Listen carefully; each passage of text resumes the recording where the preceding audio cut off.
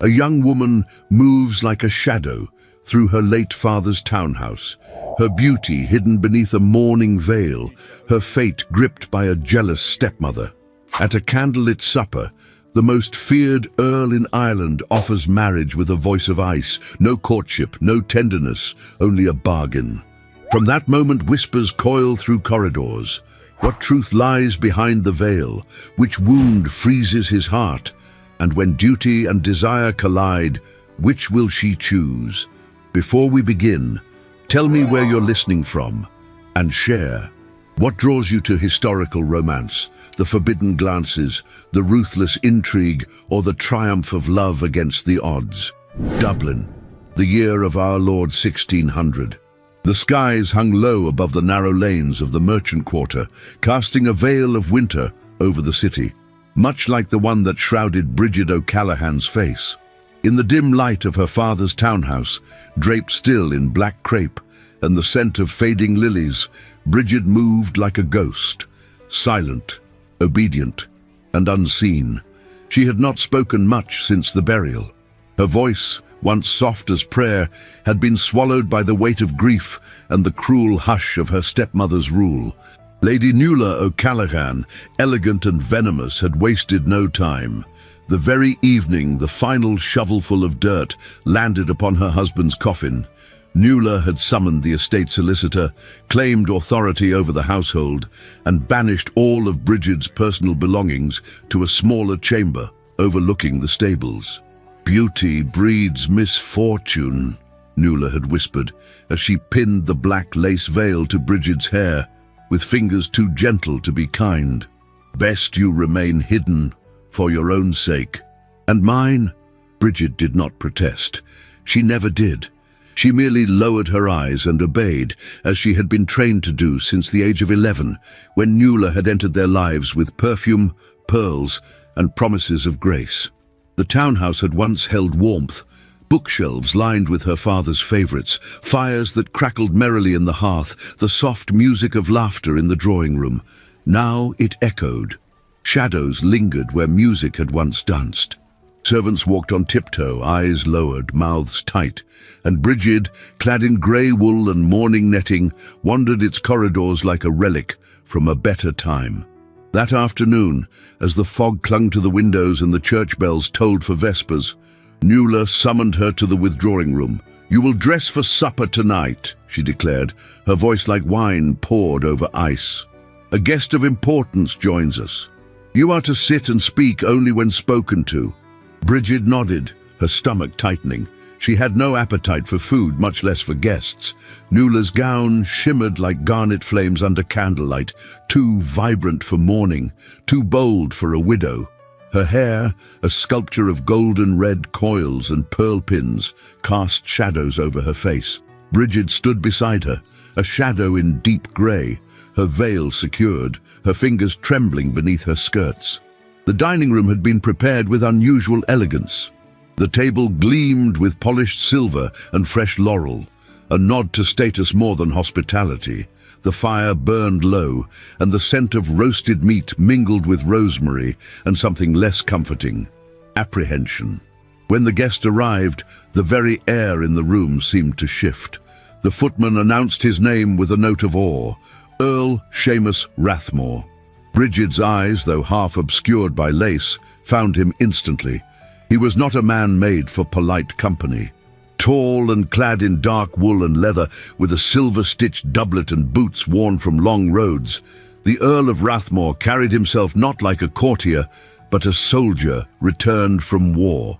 His eyes, ice blue and unblinking, swept the room and settled on her as if measuring the distance between silence and surrender.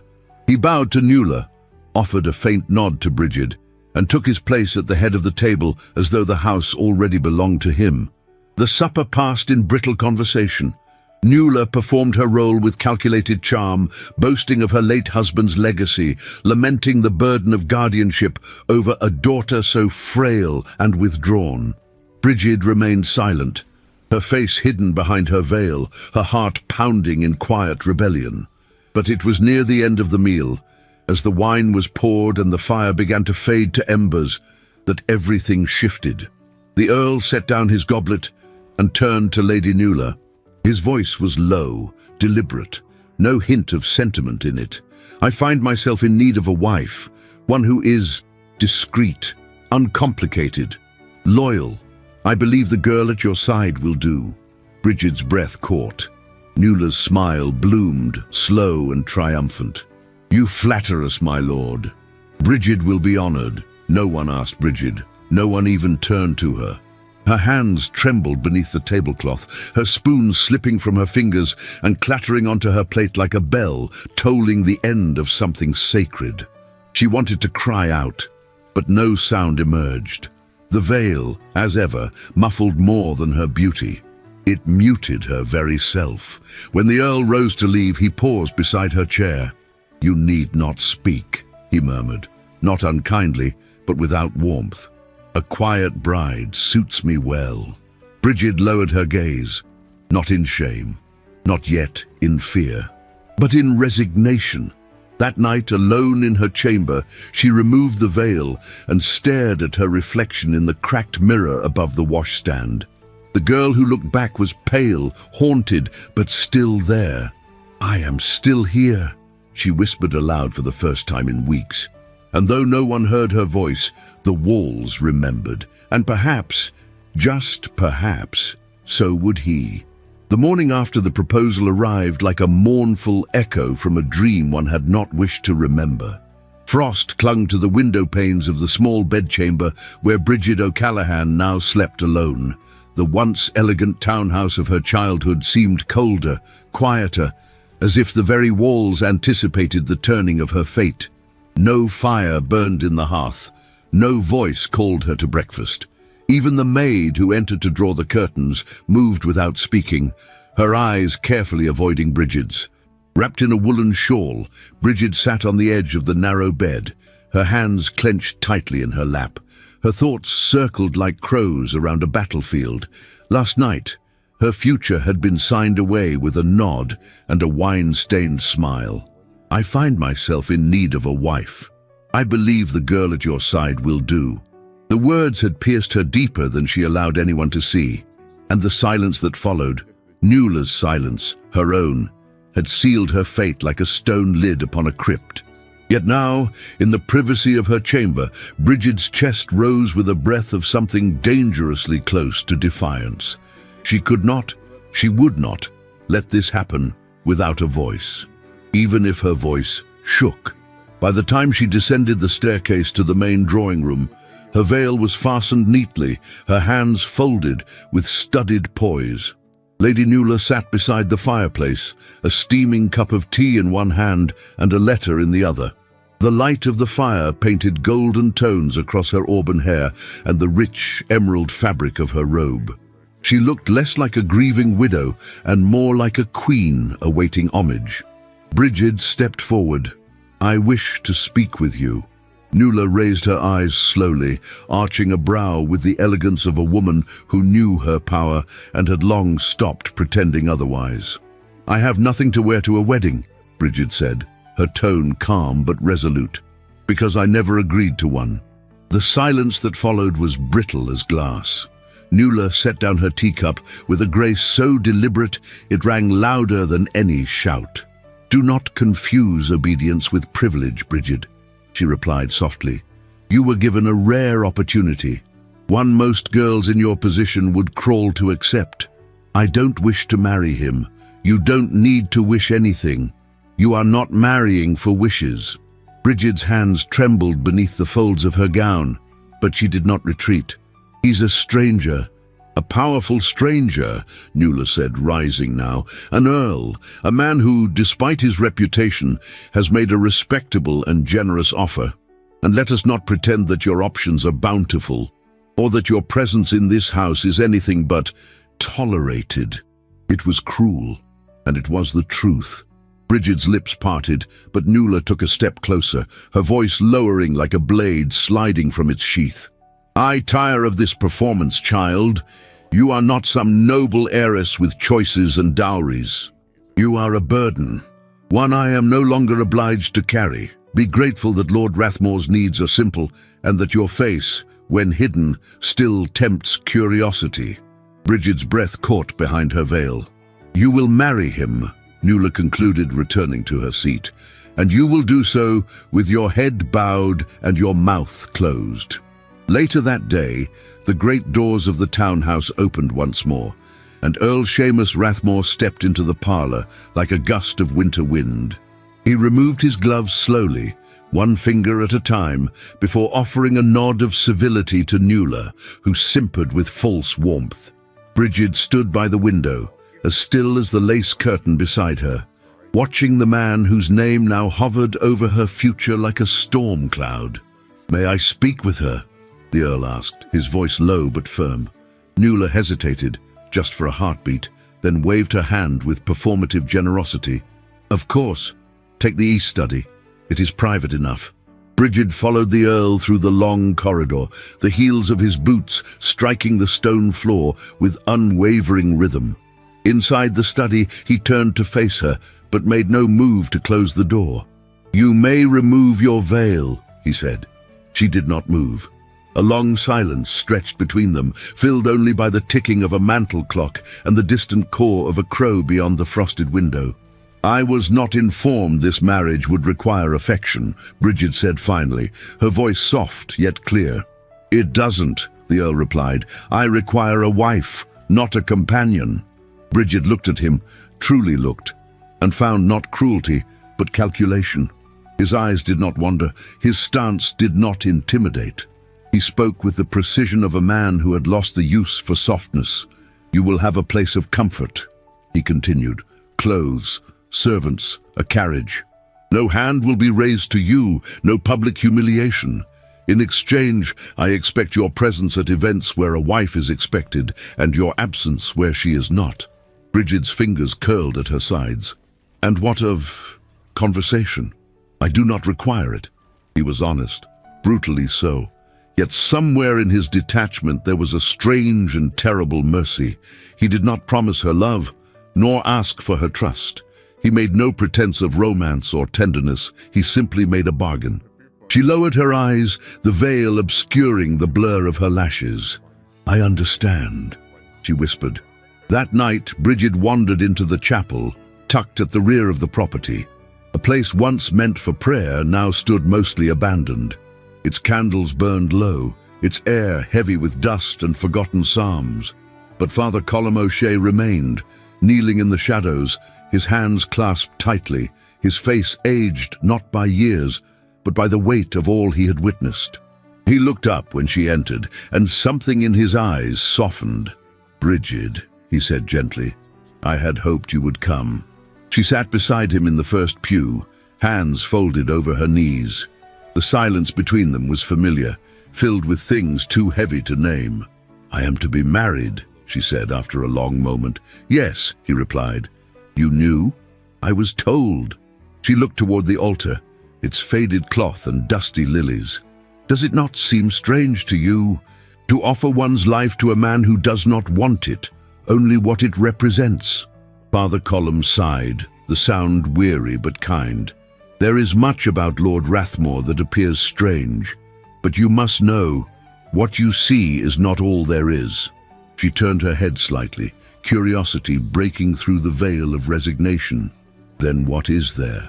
Loss, loneliness, wounds that no soldier can name." He paused. "And perhaps a soul who never learned the language of gentleness." Bridget's throat tightened. "What can such a man do with a wife?"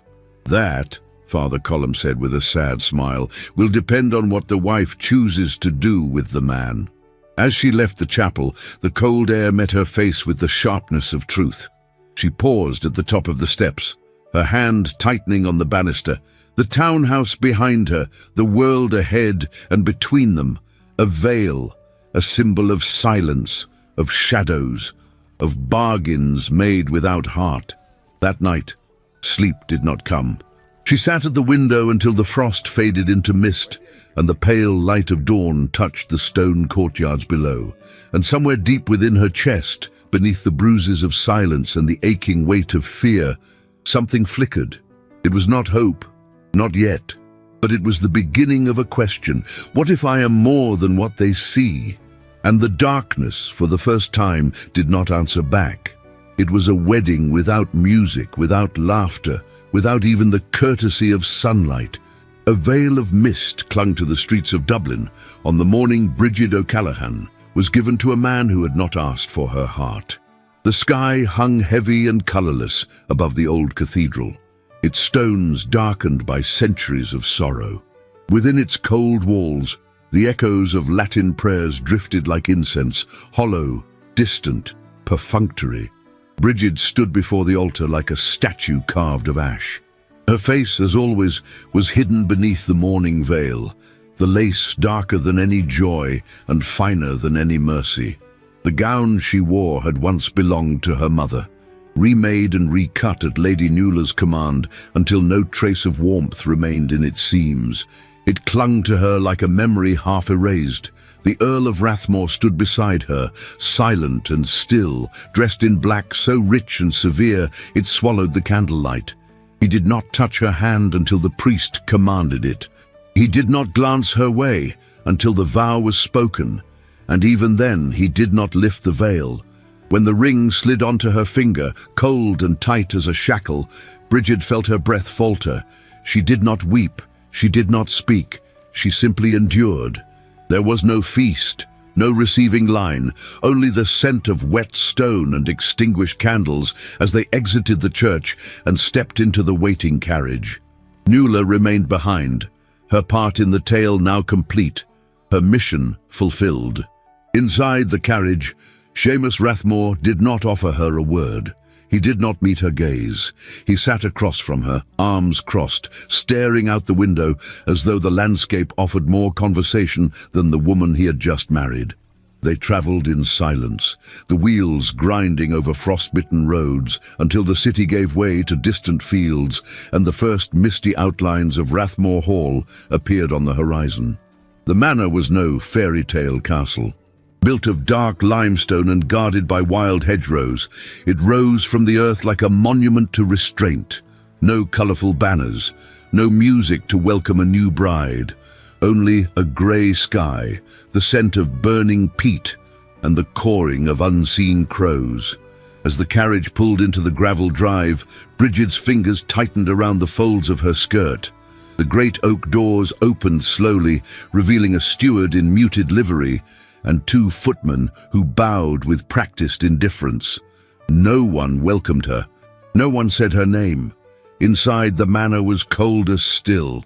The stone floors gleamed with discipline. The tapestries were old, faded, and chosen for function rather than beauty. Only the drawing room bore signs of life, a low burning hearth, a library of worn books, and the scent of tobacco lingering in the air. The housekeeper, a severe woman with iron hair and a stiff spine, led Bridget through the corridors. "Your chamber is in the west wing," she announced without eye contact. "You will take meals in the small dining parlour unless instructed otherwise. The master requests privacy. Always knock before entering his study." Bridget followed without speaking, the hem of her gown brushing the stone like a whisper no one wished to hear. Her room was large but barren. Pale grey walls, a narrow bed with plain linens, a small writing table, and one shuttered window facing the trees.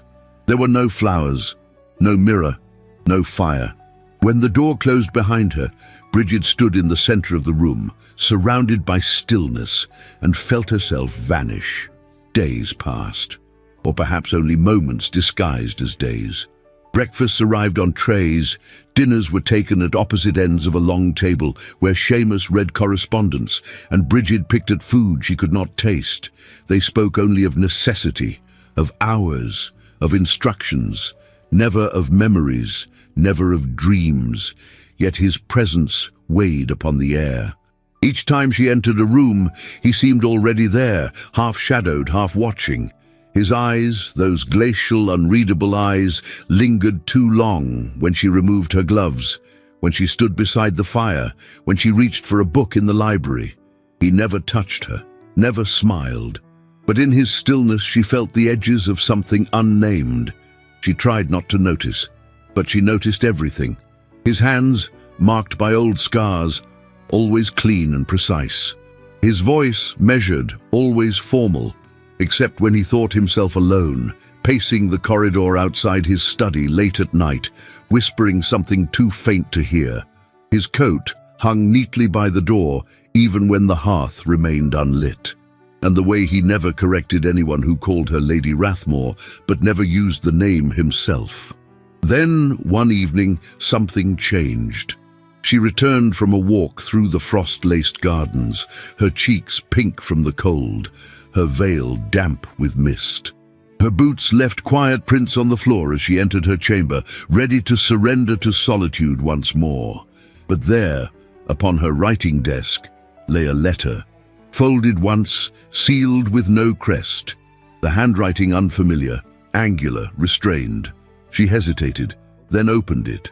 There was no greeting, no signature, only the inked confession of a soul stripped bare. There are days when silence feels like a blade too dull to kill and too sharp to ignore.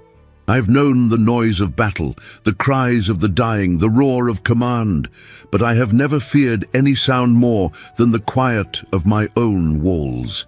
You are not the cause, but your presence makes the silence feel louder. Forgive me, if you can, for not knowing what to do with peace. Bridget read the words again and again. Her fingers trembled. Her breath caught on the line. Your presence makes the silence feel louder. There was no name, no proof, but her heart, cautious and bruised, dared to believe. Someone had written to her, not the dutiful wife, not the veiled stranger. Her. She pressed the letter to her chest and sat at the window, staring into the darkened grove beyond the garden wall. There were no stars, no wind, only the rustle of dried leaves and the echo of a voice she had never heard speak in such a way. A voice that perhaps saw her, not through duty, not through design, but through the veil. She did not sleep that night. She did not need to, because for the first time since the vows were spoken, she felt less alone. Not yet loved, not yet known, but seen. And in that fragile recognition, buried beneath stone and silence, something ancient and tender stirred. A beginning. The days at Rathmore Hall unfolded with the hush of snow settling upon forgotten ground. Though winter had not yet descended in full, the chill inside the manor was more than seasonal. It was structural. Every corridor whispered with silence. Every chamber seemed to hold its breath. And Bridget O'Callaghan, newlywed and still veiled in more ways than one, began to walk those halls with a quiet that matched the house itself. She rose early, long before the sun dared to touch the frosted windows. Wrapped in her cloak of grey wool, her steps light upon the flagstones, she wandered beyond the limits of her assigned space. No one stopped her. No one guided her. It was as though the house both permitted and ignored her presence. A ghost drifting among ghosts. On the third morning of her wanderings, she reached the east corridor, a passage dimmer than the rest, where portraits hung in tight silence and the dust had not been disturbed in some time. Here, the air felt heavier, as though grief had settled into the very mortar. She paused at the final door, a tall, arched frame of dark oak sealed shut, its handle dulled with age. Curious, Bridget reached for it. It did not open. Later that day, in the dining parlour, she dared to ask the Earl, as they sat at opposite ends of the long table, their meal untouched. "There is a room in the east corridor. It appears sealed." Seamus's fork stilled over his plate. "Some doors are not meant to be opened," he said, his tone clipped. She met his gaze, not in defiance, not in challenge, only in curiosity. Was it hers? The temperature in the room dropped perceptibly. "I will thank you," he replied, voice low and razor-thin, "not to trespass where your presence was not invited." Bridget nodded, her pulse quickening. He rose from the table without another word. That night, the wind howled against the windows, like a creature begging to be let inside. Bridget sat at her writing desk, trembling slightly, not from cold, but from something she could not name. And there, waiting once more, was another letter. This one was longer. "You asked about the room." It is a tomb, not of flesh, but of memory. I do not speak of her, not to others, not even to myself. There are parts of me that were buried with her, parts that do not deserve resurrection. Yet you ask, and I find that I do not want to silence you. I do not know what to make of that." Her hands trembled as she read. He had written it. She was certain now.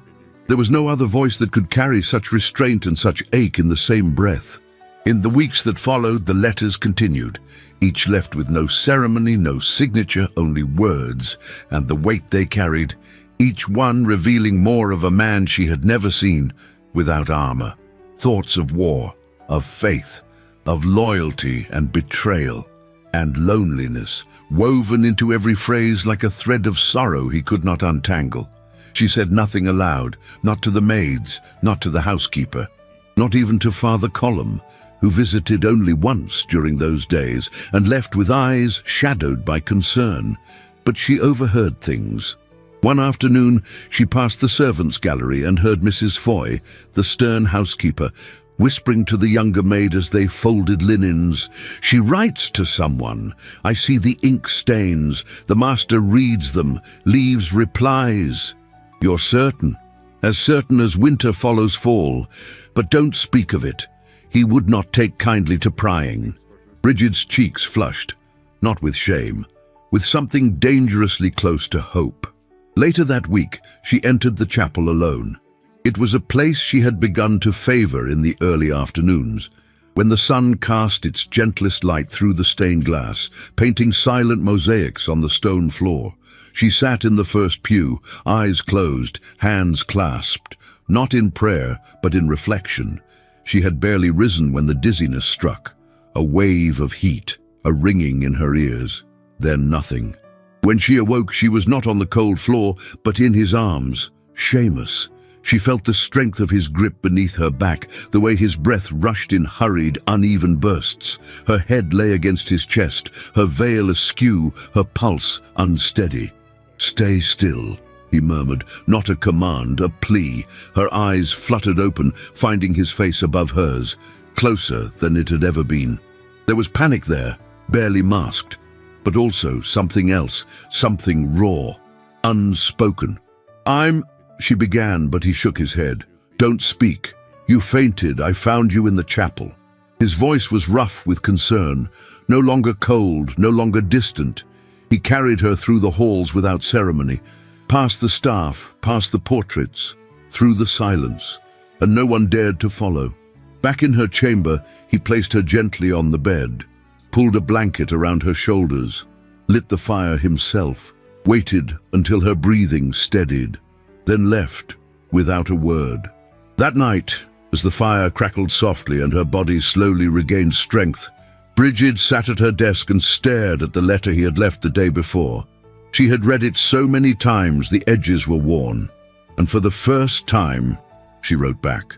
No greeting, no name, just her hand on the page, firm and unshaking. "You speak of memory as though it is a prison, but I believe it can also be a lantern, a way forward, if you choose to light it. I do not seek to open what is sealed, only to understand what breathes beneath the surface." She folded the letter, left it where his last one had been. No signature, no expectations, only truth. And in the hours before sleep claimed her, she did not dream of escape, nor of romance. She dreamt of being seen fully, without the veil, without the silence, without fear. And though morning had not yet broken, she sensed it would come differently this time, because the echoes in the hall had changed. They no longer whispered of loss. They whispered her name. The wind came from the north that morning, sharp, metallic, heavy with foreboding. It swept through the trees surrounding Rathmore Hall, rattling the shutters and sighing against the stone like a mournful messenger. The fire in Bridget's room burned low despite the careful stacking of peat, and the hem of her gown trembled as she walked across the floor, as though her very presence stirred something unspoken in the air. She had begun to write without hesitation now. Every evening, when the house fell silent and only the rhythm of the clock broke the hush, Bridget O'Callaghan sat at her desk and poured herself into words. Some letters were returned with answers, others disappeared without acknowledgement. But she kept writing, not out of expectation, but out of need. It had become the only way to feel tethered to something beyond herself, something real. And then, quite suddenly, Father Colum O'Shea returned. She saw his arrival from the drawing-room window, his figure hunched beneath a dark cloak, his steps purposeful, his presence unmistakable. The gates of Rathmore creaked open as though recognizing an old friend who came bearing both comfort and unrest. She met him in the front hall, where the servants stepped aside with reverence. The light through the high windows cast golden shapes across the stone, and for a moment Bridget felt as though the house had exhaled, acknowledging the presence of a man who spoke little but meant much. "Father," she said gently, her voice warmer than it had been in days. "I didn't know you were coming." He nodded, brushing snow from his shoulders. "Nor did I, child. But when the soul pulls you somewhere, you follow." They sat together in the small chapel shortly after, where the scent of incense still lingered faintly from her last visit. The stained glass glowed in soft tones, painting her profile in flickers of crimson and gold. Father Colum studied her for a long while before speaking. "There's trouble in the north," he said, folding his hands, "more than before. The crown is tightening its grip. Monasteries are being seized, men taken without warrant. They say it is for the good of order." Bridget's heart twisted. "And the people? Afraid, divided, angry." He looked toward the altar.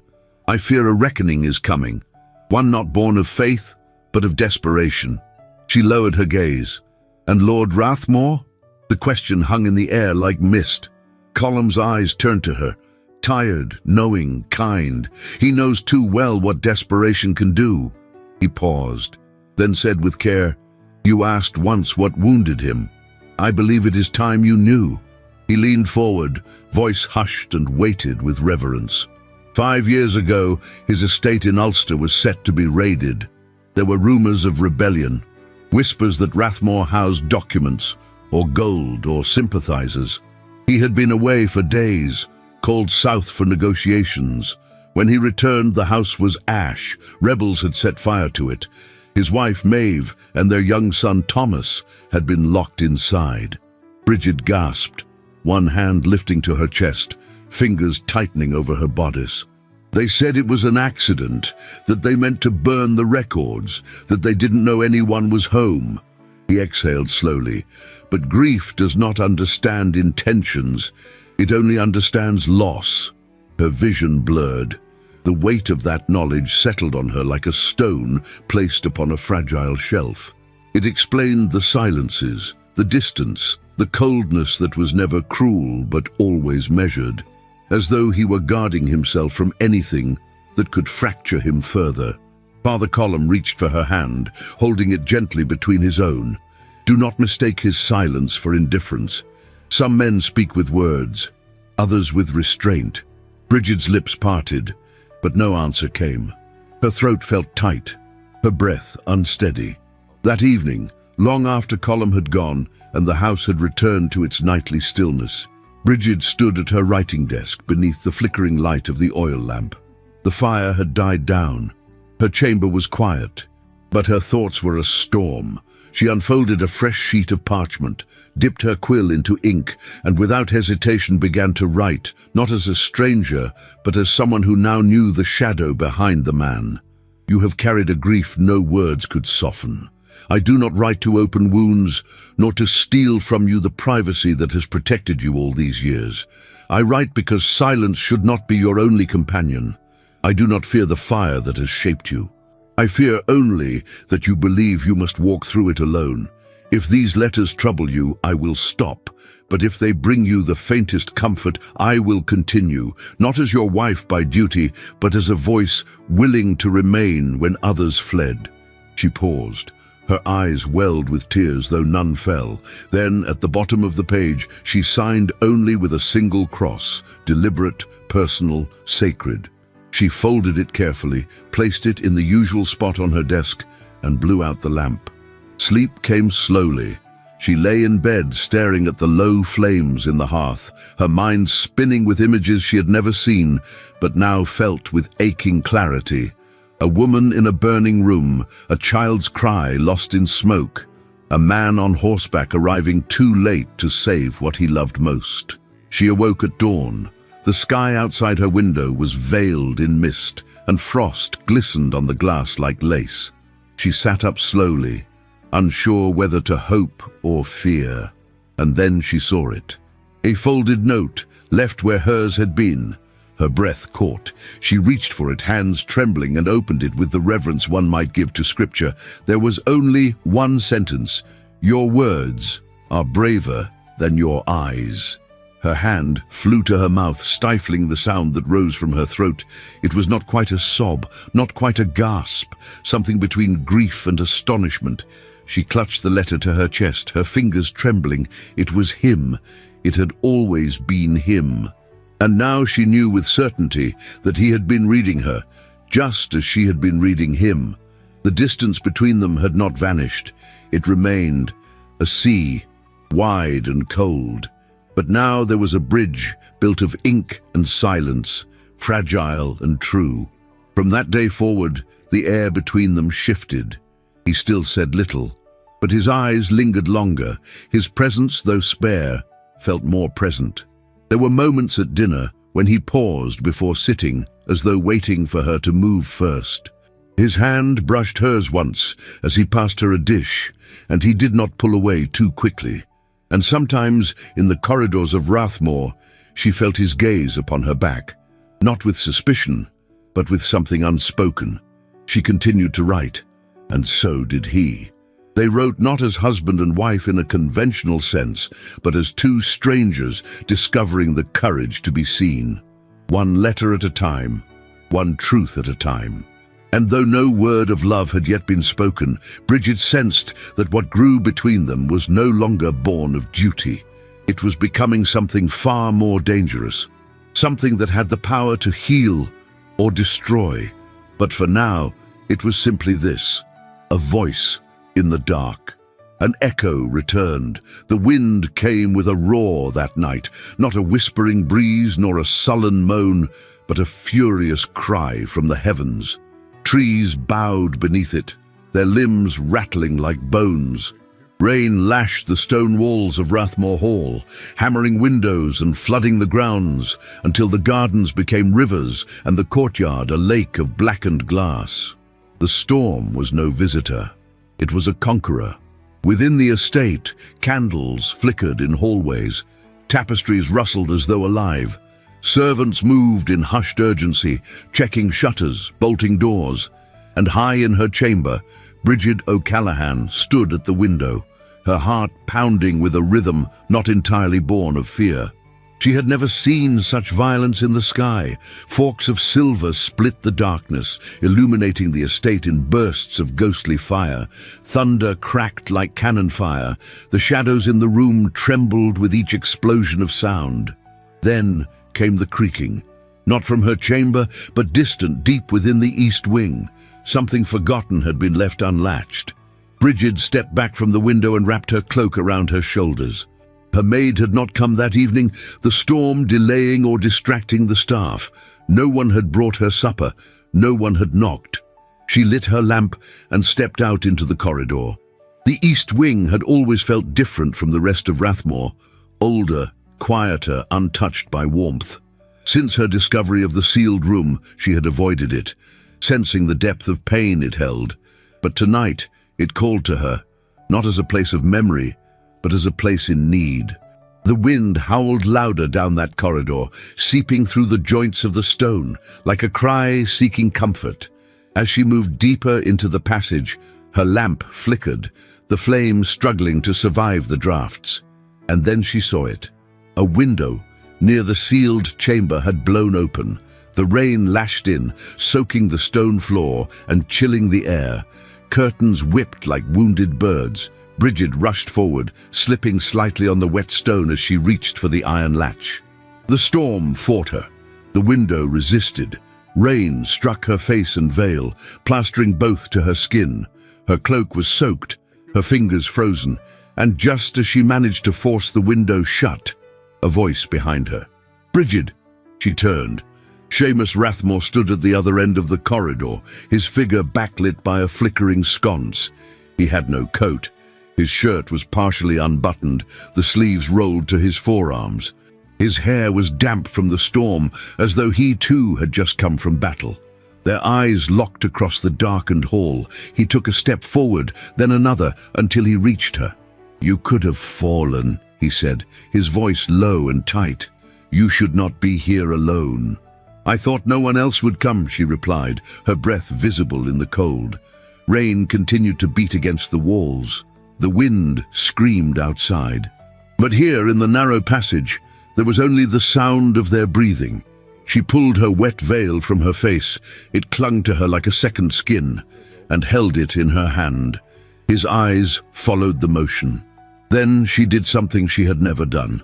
Slowly, without ceremony, without fear, Bridget removed the veil completely. Her face, pale and damp, was bare before him. Her hair clung to her temples. Her cheeks were flushed from the cold and effort. Her lips trembled, though not from the storm. And her eyes, deep, clear, unguarded, met his with a steadiness that shook him more than thunder. Seamus inhaled sharply, as though the very sight of her had stolen the air from his chest. She did not lower her gaze. "I grow tired of hiding," she whispered, "even if it is easier." For a long moment he said nothing. Then, softly, "You should never have had to." He reached out as if to touch her cheek, but stopped just short, his fingers hovering near her skin, uncertain. The air between them pulsed with a quiet intensity that neither dared name. His hand dropped. "You're shivering," he said. "I'm soaked." "Come." He guided her gently down the hall, his hand resting at her back, not forceful, but present. When they reached the main staircase, he called for a servant, his voice calm but resolute. Blankets, towels, tea, warmth. Within half an hour, Bridget sat in the drawing room by the fire, a shawl wrapped tightly around her, a cup of tea warming her hands. Her veil lay discarded beside her on the arm of the chair. Seamus did not leave. He stood by the hearth, watching the flames, his posture tense, as if bracing for something neither of them could name. At last he spoke. "Tomorrow, dine with me, at the main table, as my equal." She blinked. "Your equal?" His eyes met hers. "You are no longer a guest, nor a stranger." A pause. "If you ever were." She said nothing, but something within her stirred, a mixture of fear and relief, of vulnerability and triumph, and when she rose to return to her chamber, she left the veil behind. The next evening, the dining hall was prepared, not grandly, but intentionally. Candles were lit, silver polished, a modest meal set between them. Bridget entered wearing a simple gown of midnight blue, her hair drawn back in soft curls. No lace, no netting, no shadow. Seamus stood when she entered. The gesture was small, but profound. He pulled out her chair, and for the first time they dined as husband and wife in truth, not performance. The conversation was tentative at first. Questions about the grounds, her thoughts on music, his comments on the recent harvest. Then a shared memory of a snowfall years past, followed by quiet laughter, brief, uncertain, real. The ice between them did not melt. It cracked slowly, gently, revealing glimpses of what lay beneath. After the meal, they walked once around the great hall. Not touching, not speaking much, but walking, side by side. When she retired, he did not follow, but when she reached her chamber, she found something waiting at her desk.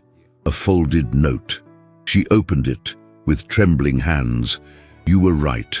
Hiding is easier, but easier has never meant better." Bridget smiled. Not fully, not yet, but enough. The veil had fallen, and in its place, the beginning of something that needed no disguise. The days that followed the storm unfolded in strange stillness. The corridors of Rathmore Hall, once cloaked in suspicion and silence, had begun to breathe again. Gentle footsteps echoed with less restraint. Bridget no longer drifted like a wraith veiled in shadows. She walked uncovered, unveiled, her figure soft against the hard lines of the ancient estate. But peace, as always, was a fragile thing. It came with no warning, only the sudden roll of carriage wheels on wet gravel and the sharp cry of the footman announcing a guest. Lady Nuala O'Callaghan had returned. She arrived wrapped in velvet and deception, her travelling cloak lined in fox fur, her golden red hair untouched by wind, not a single curl out of place. Her gloved hands rested delicately upon the handle of her parasol, though the day was grey with rain and no sun shone above. Behind her followed two attendants, each carrying luggage far too grand for a visit she had not announced. Bridget stood at the top of the stairs when the doors opened. She had not expected to see Nuala again, not at Rathmore, not after the way she had been handed off like an unwanted letter sealed in wax. But the woman who stepped inside did not carry the expression of someone dismissed. She carried entitlement, confidence, strategy. "My dearest Bridget," Nuala cooed, as if they had parted with kisses and kind words. "How pale you've become. Does the country air not suit you?" Bridget descended the stairs slowly, her hands composed at her sides, though her heart had leapt into her throat. "I wasn't expecting you." Nuala smiled with a softness that never touched her eyes. Clearly, she claimed the blue parlour without invitation and ordered tea as though still mistress of the household. Seamus was out on estate business, overseeing repairs along the riverbank, leaving Bridget to receive her stepmother alone. They sat across from one another, two women separated by history, betrayal and blood not shared. The silence between them was brittle as porcelain. "I've heard whispers in town," Nuala said lightly, stirring her tea with exaggerated elegance, "that the Earl has taken a liking to his bride." Bridget said nothing. "Quite the turn, don't you think? From veiled shadow to lady of the manor. Tell me, does he call you by your name, or does he still prefer titles and silence?" Bridget met her gaze without flinching. "Why are you here?" "Why? To see how you've settled, of course." She tilted her head. "You are family, after all." But the poison had already begun to seep. By the second day of Nuala's stay, the house changed. Subtly, quietly. Maids who had once smiled at Bridget now avoided her eyes. Conversations ceased when she entered a room. Trays were delivered late. Her shawls misplaced. A book she had left in the library returned to her chamber soaked through. One afternoon, she passed by two scullery maids whispering behind the doorframe and caught only fragments of what was said. "She keeps him up at night. With those eyes, always watching. I heard she'd bewitched him." That evening, she found her mourning veil missing. It had been folded carefully in the bottom drawer of her wardrobe. She had kept it not out of sentiment, but as a relic of the woman she had once been. It was gone, and beside her writing desk, on the floor where she kept her small wooden box of keepsakes, she found her mother's cross, broken in two. She stared at the pieces in her hand, her fingers trembling. The carved grain of the wood, once polished with memory and prayer, now split down the center like a wound reopened. Someone had entered her chamber, and they wanted her to know. That night, she could not sleep. She sat near the window, eyes fixed on the rain streaking the glass, and listened to every creak of the floorboards outside her door. She felt watched, even in her solitude. The warmth that had begun to return to Rathmore now felt like an illusion, pulled away by unseen hands. When Seamus returned the next morning, she told him, softly, carefully, "There have been things, missing, broken, whispers." She looked up from her tea, her voice steadier than she expected. "And I believe it began the day Lady Nuala arrived." His eyes narrowed. "You're accusing your own kin? She is not my blood, and she's never been my family." Seamus set down his cup with more force than necessary. "And what would be her motive, Bridget? To unmake me?" He studied her face. Then, instead of reaching for reassurance, he rose from his seat and paced toward the hearth. "And who told you the servants were whispering?" he asked. I heard them. People hear what they wish to believe. His tone was sharper now, colder. The distance she thought had begun to close between them widened with a single glance. I found my cross broken, my veil taken. Are you certain? He said, turning to her. Not mislaid, not simply forgotten in a drawer. Her breath caught. You think I invented it? I think, he said, voice dangerously calm, that I have known women who feign innocence better than they speak truth. The words struck her with the weight of betrayal. The heat drained from her cheeks. Her throat closed. I am not them, she whispered. He did not reply, and that silence hurt more than the accusation. She left the room without waiting to be dismissed, her steps slow, measured, her dignity barely holding its shape. Back in her chamber, she closed the door, leaned her back against it, and pressed a hand to her chest, as if she could steady the break forming inside her. Tears threatened, but did not fall. She would not give Nuala the satisfaction. But that night, when she sat to write a letter, she could not lift the pen. Her hands refused to move. The words would not come. For the first time since their exchange of ink and longing began, she left her desk bare. And in the silence that followed, the house turned cold again, as if it too had decided to stop speaking. The rain returned with vengeance. It came not as cleansing nor comfort, but as a furious reckoning from the sky, sharp, wild, and unrelenting. Thunder cracked above Rathmore Hall like the shattering of iron gates. Lightning tore open the clouds and cast the land in fractured silver, exposing the rawness of a world that could no longer pretend calm. And within its walls, Bridget O'Callaghan could no longer pretend either. The words Seamus had spoken days before still echoed in her mind, sharp and impossible to silence. You are not the first to feign innocence in this house. Since then the halls had grown colder, doors closed more quickly, eyes avoided hers. Her letters remained unanswered. She no longer wandered the corridors, no longer sat in the library, no longer waited for the gentle tap at her door that never came. Instead, she stayed in her room, still and quiet, like a breath held too long. But pain, when left to fester, becomes movement. And on that storm-lashed evening, with the winds rattling the pains and grief sitting heavily in her chest, Bridget made a choice that was neither logical nor safe. It was human. She fled. She did not wait for sunrise. She did not send a note. She did not ask permission or seek forgiveness. She slipped through the servants' passage in her riding cloak, mounted the chestnut mare she had ridden once before, and galloped into the storm like a woman chased by ghosts. Rain soaked her veilless hair, plastered it to her neck and cheeks. Her boots slipped in the stirrups. Her dress caught the brambles as she raced along the narrow path that wound past the orchard and toward the low woods beyond the village. She did not know where she was going, only that she could not stay.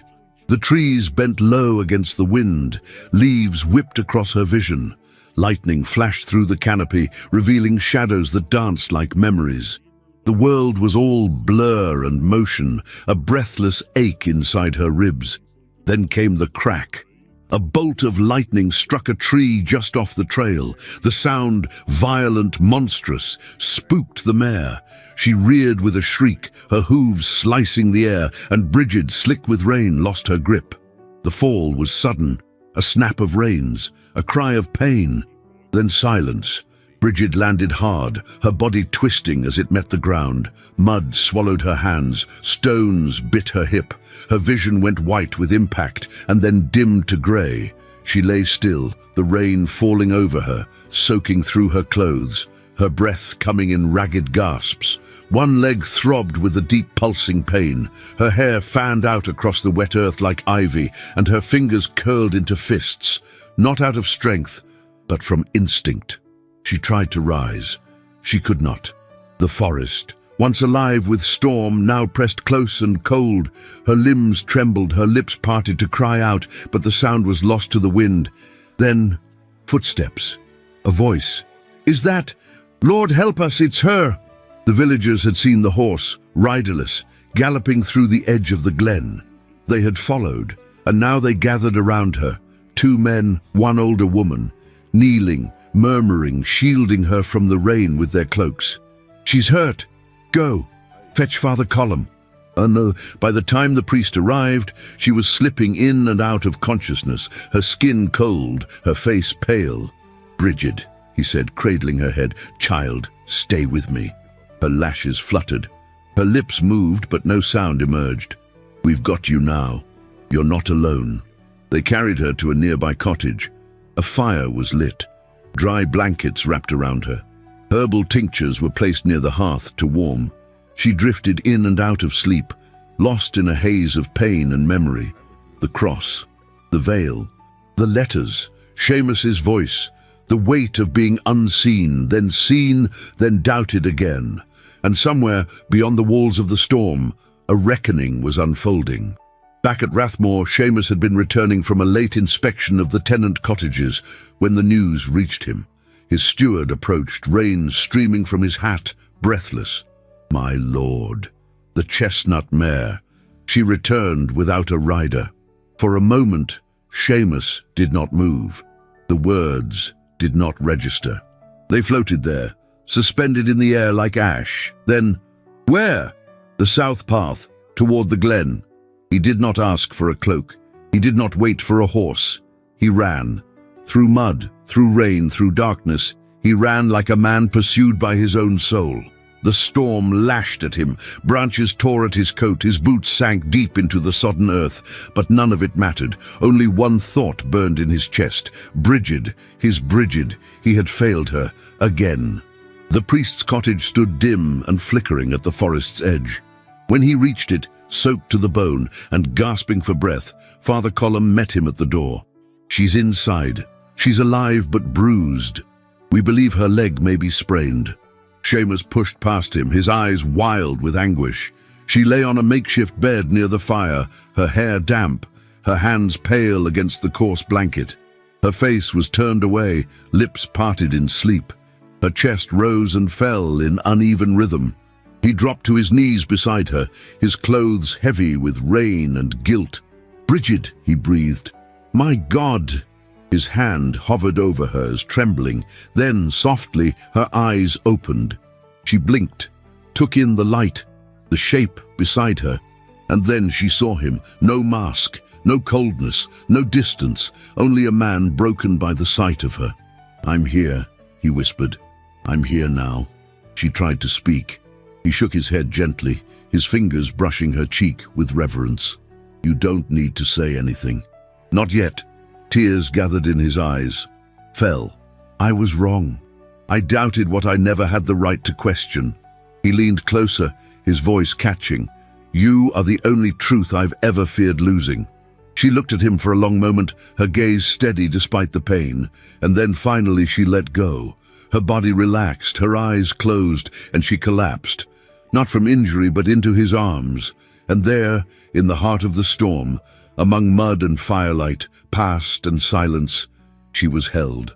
Not as a burden, not as a wife by contract, but as a woman finally seen, and never again unseen. The storm had passed, but its weight still lingered over Rathmore Hall, not in thunder or rain, but in silence. The kind of silence that comes after a confession, after a wound has been exposed and the skin still trembles from the sting of truth. Seamus Rathmore returned alone that morning, his boots thick with dried mud, his coat damp from the journey back. The priest had offered him shelter after Bridget had fallen asleep, but he had refused. He could not rest, not until the house that bore his name, the house that had buried his heart, was finally forced to breathe again. He crossed the threshold, not as a lord, but as a man unraveling. The servants kept their distance. Word of Lady Bridget's fall had spread quietly, and the maids and footmen moved with careful steps, unsure of what they were now witnessing between their master and the woman he had once kept at arm's length. Seamus did not speak. He climbed the staircase slowly, pausing outside the door of the east wing. The air was heavy there, still thick with the scent of disuse and something older. grief long since sealed behind oak and stone. He reached for the key. It had not left his pocket in 5 years. 5 years of pretending, 5 years of silence, 5 years of guilt so deeply etched into his bones that he no longer knew where the man ended and the memory began. The key turned with resistance, reluctant after years of rest. The door creaked open, groaning like a reluctant mourner, and the cold air within rushed past him like a sigh of the dead. He entered. The chamber was just as he had left it.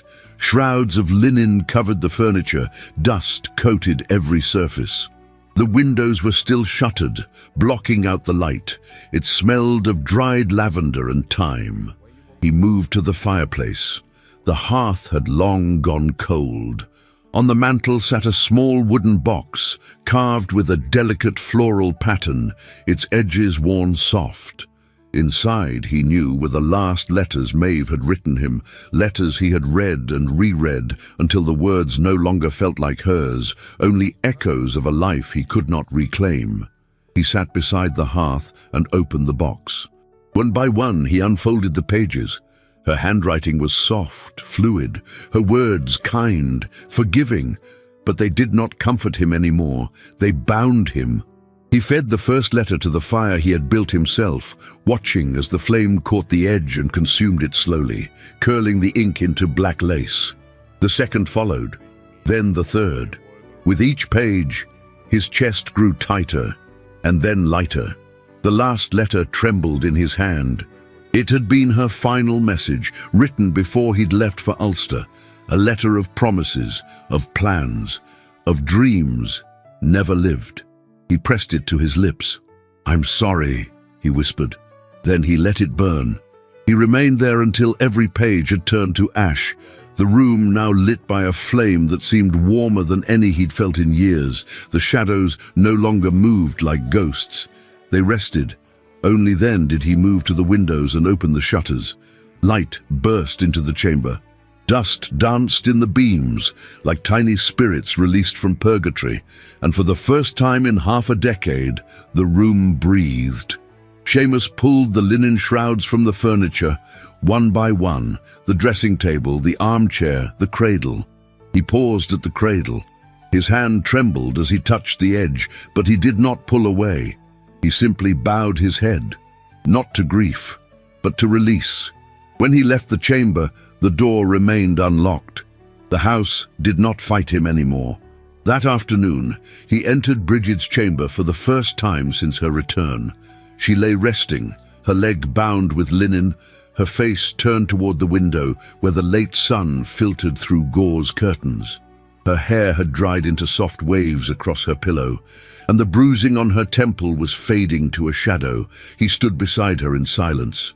Then, carefully, he set something on the table near her bed. Her veil. She stirred. Her eyes opened slowly, and upon seeing him did not flinch. They held his gaze with quiet strength. "I burned them," he said. "The letters. I opened the room. I let the light in." She watched him. "I don't want you hidden," he continued. "Not behind duty. Not behind silence. Not behind me." He picked up the veil, holding it gently between his hands. "You may wear it," he said softly, "or never again. It is your choice now." Her throat tightened, but she did not cry. She reached for the veil with steady hands and placed it on the table beside her, untouched. "No more hiding," she said. A breath escaped him, not quite a sigh, not quite a sob. That evening they dined together in the candlelit dining hall. There were no long silences, no strained glances, no echoes of roles once played. Seamus sat beside her, not across. Their hands rested on the table, close but not yet touching. Bridget wore a gown of soft plum velvet, her hair pinned with a silver comb. Her veil remained in her room, folded and left behind. Her posture was graceful, but no longer defensive.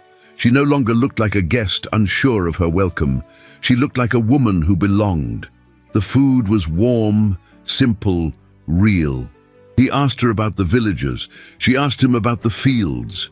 They spoke of trivial things and then of memories, his, hers, shared, and not yet shared. When the final course was cleared, he stood and offered her his hand. She took it. They walked through the gallery, past the portraits of his ancestors, past the wide windows now misted with evening fog. No words passed between them, only breath, only presence.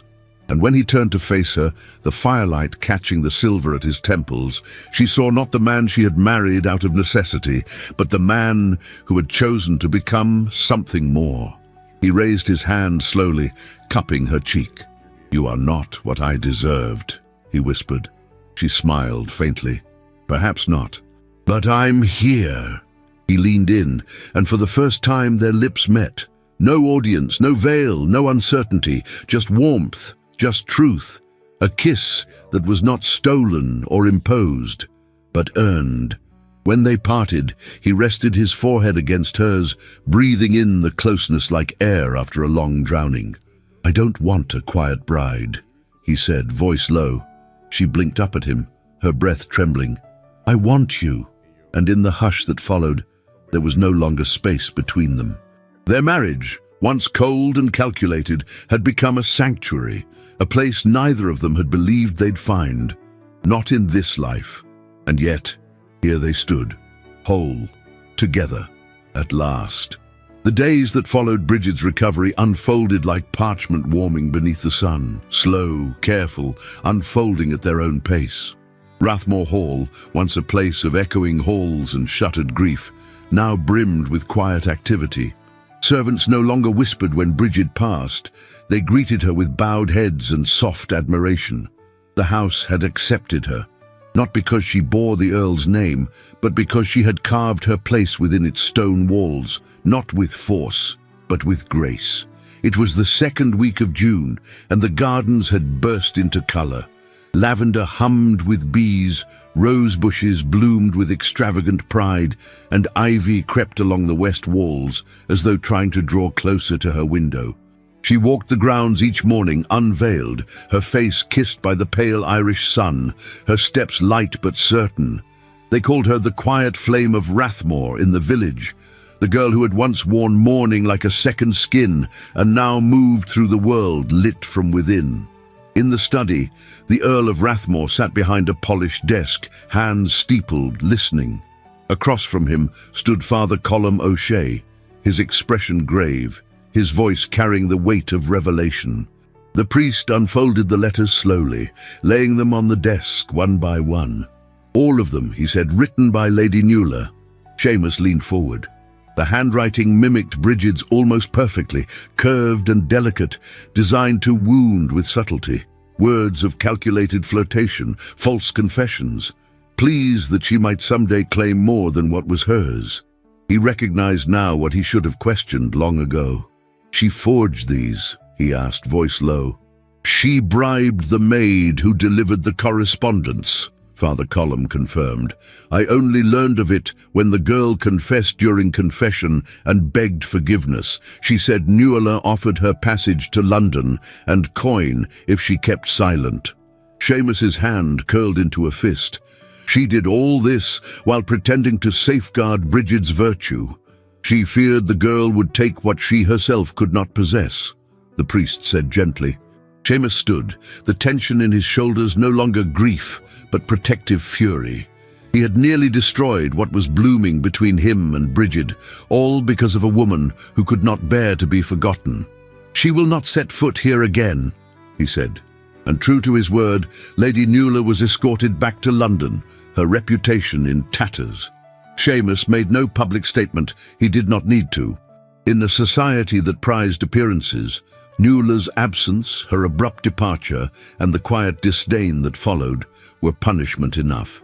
Bridget never asked what had been discovered. She did not need vengeance to feel victorious. Her triumph was not measured in Nuala's disgrace, but in the way the household now opened its doors to her, in the way the Earl reached for her hand without hesitation. The evening of the midsummer feast arrived, golden and breathless. Long tables had been set up in the outer courtyard, draped in crisp white linen and adorned with cut flowers from the estate gardens. Lanterns hung from iron posts, flickering with warm candlelight as twilight descended, casting a honeyed glow across the stone and ivy. Bridget stood in the doorway for a long moment before stepping out. She wore a gown of deep blue velvet, the color of a night sky, moments before the stars appear. The sleeves were modest, fitted to her slender arms, and the neckline curved gently across her collarbone, adorned with a single brooch of silver filigree. Her hair, no longer confined in tight braids or hidden beneath veils, cascaded in soft waves, half-pinned with ivory combs gifted by one of the village girls. She wore no veil, and when she stepped beside Seamus, it was not as his acquisition, his duty, or his sorrow, but as his equal. The villagers paused when they saw her, then smiled, raising their cups. There were no cheers, no grand declarations, just the sound of respect, born from quiet admiration. Children ran past her skirts. An old woman touched her hand and whispered, "Bless you, Countess." A stable boy slipped her a handful of wildflowers, his cheeks red from courage. And then came the music. A fiddler began to play beneath the lanterns, and one by one, couples drifted onto the stone floor, polished smooth by years of footsteps. Bridget stood at the edge, her hands folded, watching. Seamus turned to her. "May I?" he asked. She gave him her hand. They moved slowly into the circle of light, surrounded by warmth and the scent of roses in full bloom. Their steps were measured at first, gentle, cautious.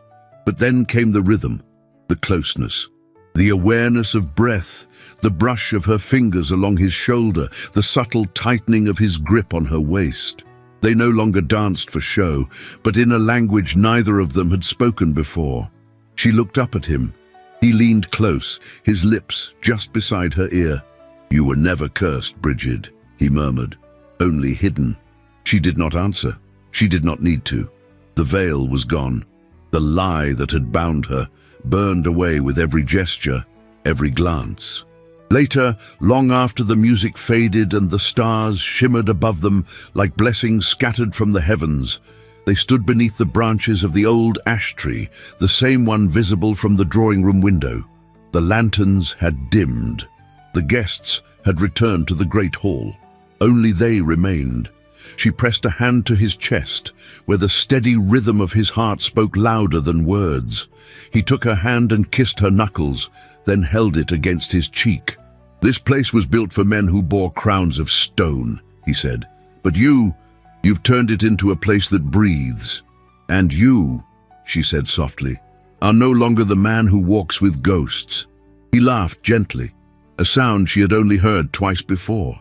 "I think I only ever lived in shadows," he whispered, "until you opened the window." And so they stood, wrapped in the hush of midsummer night, no longer captives of grief, no longer veiled by duty or silence. Bridget O'Callaghan, once cursed and cloaked in mourning, stood not as a girl rescued or redeemed, but as the Countess in her own right. The flame had never consumed her, it had shaped her, and now at last she burned with her own light. The year was now 1603, and the air in Rathmore carried a different weight, lighter, warmer, touched by the quiet assurance of peace earned through storm and sorrow.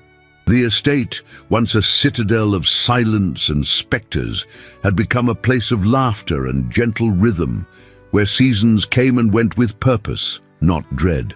The villagers still called her the quiet flame of Rathmore, but it was no longer whispered with awe or mystery. It was spoken with affection. Children recited her name in games, and mothers invoked her strength in bedtime stories. She had become something more than a countess. She had become a symbol of grace, of defiance, of love that endured after the veils fell and the ashes settled. Bridget O'Callaghan Rathmore now walked the halls not as a stranger in borrowed silk, but as a woman who had claimed every stone with the steady beat of her heart. The portraits of ancestral lords still hung in the gallery, but beside them now was a new canvas, a family painted in warm tones, set against the gardens that had once only known silence. At her side stood Seamus, changed and unchanged, The weight he had carried for so long, grief, duty, regret, had softened around the edges. He still wore darkness well, his coats, his moods, his silences, but now he reached for Bridget's hand in the mornings. Now he laughed, quietly but genuinely, when his daughter pulled at his cloak or when his son insisted on leading the prayer before supper. Yes, they had children. 2. A girl named Eilis, born with her mother's quiet eyes and her father's iron will, and a boy, Cian, whose hair curled like flame and who could not be still for more than a heartbeat. The nursery was filled with song and spilled ink, with tiny shoes left at the hearth and wooden toys carved by Seamus himself in the rare moments when politics did not call him to Dublin. Father Colum still visited, though his steps had slowed. He often sat by the garden wall, watching Eilis chase butterflies while Bridget embroidered in the shade. His voice remained steady, but his hands trembled now as he lifted the chalice during Mass. "The Lord gives, and the Lord tests," he would murmur, watching Bridget and Seamus exchange glances from across the pews. And in this house, he has done both. The estate had grown under Bridget's touch. She had restructured the tenant system, introduced fairer wages, and opened a small schoolhouse on the edge of the village, named in honor of Bridget the Younger, her grandmother. Women came to her for guidance. Young men sought her blessing before proposing to their sweethearts.